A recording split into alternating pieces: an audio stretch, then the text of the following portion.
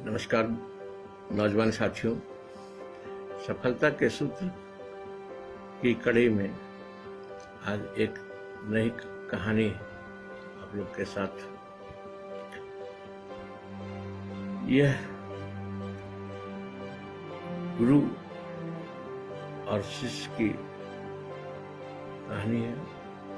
ज्ञानी गुरु और योगी शिष्य, जिज्ञासु शिष्य अपने गुरु से शिष्य पूछ रहा है कि गुरुजी, सफलता के कल आपने जो सूत्र बताए थे, क्या और भी है सफलता के सूत्र?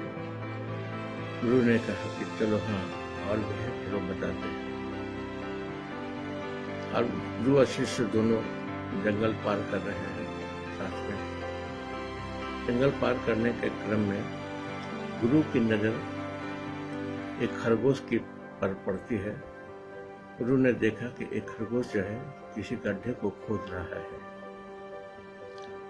अब गुरु और शिष्य दोनों मिल करके उसकी गतिविधियों को ठहर कर देख रहे हैं और खरगोश अपना जो गड्ढा जो खोद रहा है। इसी क्रम में उस और भी खरगोश के कुछ साथी आ जाते हैं और वो उनसे पूछते हैं कि तुम क्या कर रहे हो? तो खरगोश ने कहा, यहाँ मैं एक चूहा जाते हुए देखा है बिल में। तो और भी उसके खरगोश के जो सहपाठी थे सब मिल करके उसको खोदने लगते हैं। इसी क्रम में 7-8 खरगोश और आ जाता है और खोदते खोदते बहुत दूर तक ये लोग खोल रहे हैं।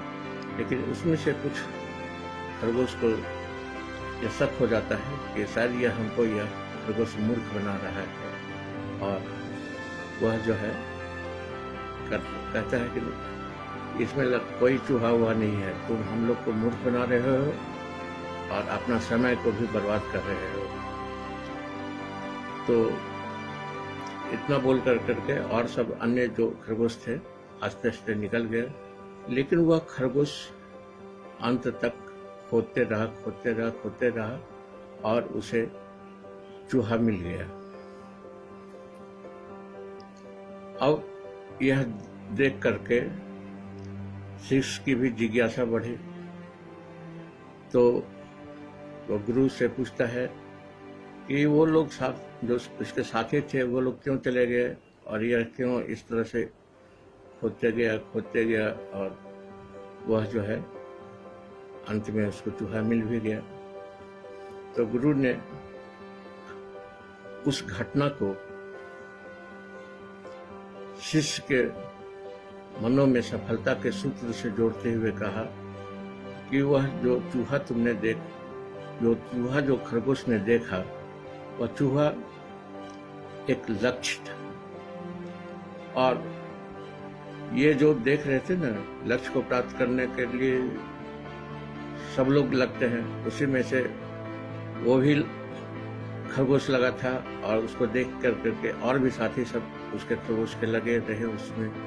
और इस तरह से उसने तो प्रयत्न किया और उसके मन में शंका हुई और उसके मन में लगा कि यह सब झूठ है, बेकार है परिश्रम करना, यहाँ कुछ प्राप्त होने का नहीं है।